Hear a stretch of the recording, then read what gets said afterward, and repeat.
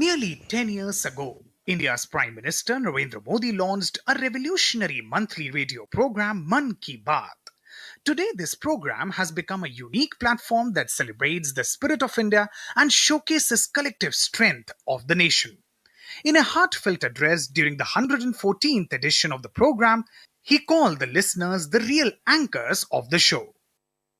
मन की बात की इस लंबी यात्रा के कई ऐसे पड़ाव हैं जिन्हें मैं कभी भूल नहीं सकता।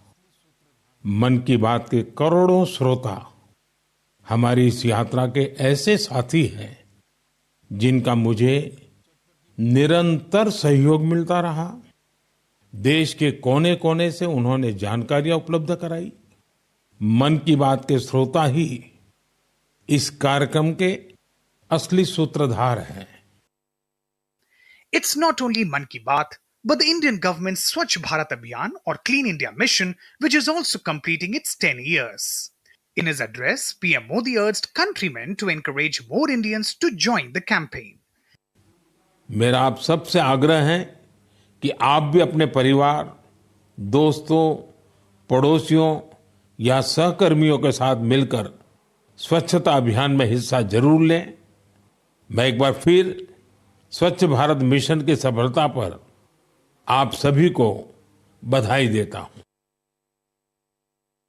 Acknowledging the changing nature of jobs, Prime Minister Modi underscored the immense potential of India's creative talents and called upon creators to participate in the 25 challenges under the theme Create in India, organized by the Ministry of Information and Broadcasting. आपके talent और creativity को बढ़ावा देने के लिए भारत सरकार का सूचना और प्रसारण मंत्रालय ने क्रिएट इन इंडिया इस थीम के तहत 25 चैलेंजेस शुरू किए हैं। ये चैलेंजेस आपको जरूर दिलचस्प लगेंगे। इनमें शामिल होने के लिए आप wavesindia.org पर लॉगिन कर सकते हैं। The Prime Minister also expressed his happiness over the return of antiquities from the United States and remarked on how ancient Indians were thoughtful about art. इन कलाकृतियों को देखकर पता चलता है कि हमारे पूर्वज बारीकियों का कितना ध्यान रखते थे।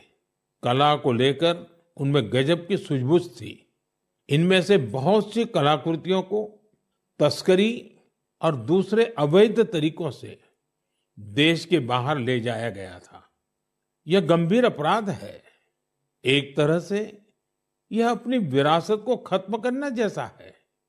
लेकिन मुझे इस बात की बहुत खुशी है कि पिछले एक दशक में ऐसी कई कलाकृतियां और हमारी बहुत सारी प्राचीन धरोहरों की घर वापसी हुई हैं। All in all, Mann Ki Baat highlighted the inspiring life journeys of outstanding Indians. Mihir Makhuri reporting for DD India.